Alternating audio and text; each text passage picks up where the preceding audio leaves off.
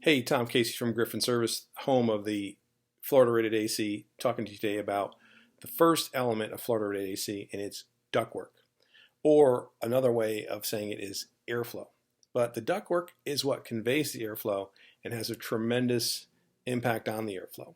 If the airflow isn't right, nothing else will be right. It won't matter what brand, what model, what efficiency, what fancy features or bells and whistles the system has. Airflow is the thing that actually performs the air conditioning and cooling or heating of the home. So let's talk about ductwork for a second. Unfortunately, ductwork is one of the major, if not the single major factor in the performance of systems. All sorts of studies have been done by EPA, Energy Star, and a whole bunch of other alphabet soup agencies that indicate that ductwork is the number one deficiency in an AC system. As a matter of fact, as many as 50% all the way up to about 80% of duct systems don't have the proper amount of airflow. How can that be? Seems kind of like a strange thing. If it's the air conditioning business and we're putting these systems in every day all over the country, how can they not be delivering the right amount of airflow? Well, it kind of comes down to two things. If you think about it, it makes sense. One is friction and the other is turbulence. Or another way from an engineering perspective, one is the size of the ductwork and the other is how the ductwork's installed. If the ductwork is the wrong size, it will have more friction or more resistance to flow. And that also has to do with the type of ductwork.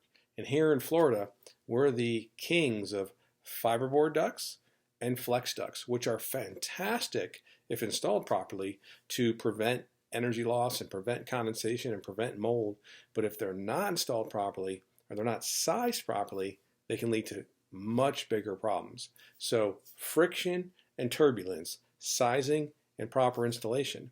If we don't get those things right, nothing else is going to work properly. The capacity to cool and heat the home won't be right, the efficiency won't be right, and the dehumidification won't be right. But there's something else that lurks with this that creates even more problems. If the airflow is low because the ductwork has either a friction or a turbulence problem, well then the system is going to perform a little bit differently.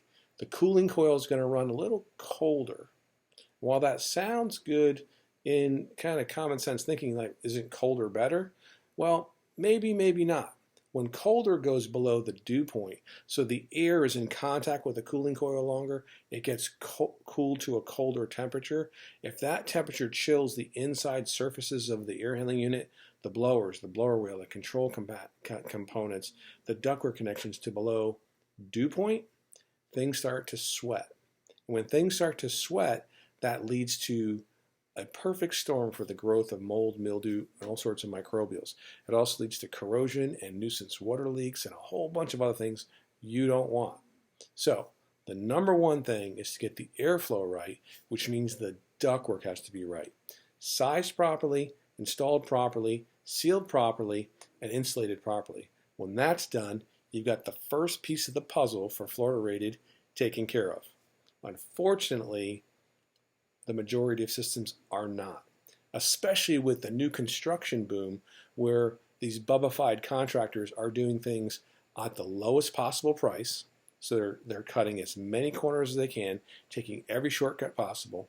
Plus, the installers who do new construction, generally speaking, great guys, but are the least skilled guys, least craftsmanship guys within the trade and industry itself, especially on the ductwork side. In addition to that, many of these guys are paid flat rate. In other words, they're not paid by the hour, they're paid by the job or by the task. So it's in their best interest financially to hurry, to move along quickly. The longer they take, the less they make.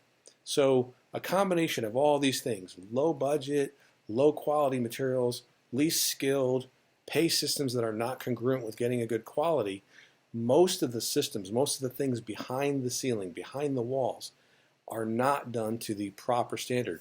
No wonder 50 to 80% of the systems have a deficiency with airflow.